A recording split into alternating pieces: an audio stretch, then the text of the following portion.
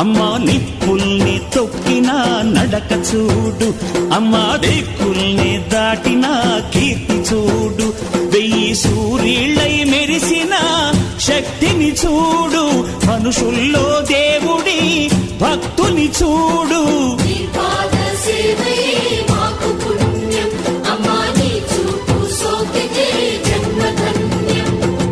అమ్మా భవాని లోకాల నేలే ఓంకార రూపమమ్మా, తల్లిని మహిమల్ని చూపవమ్మా.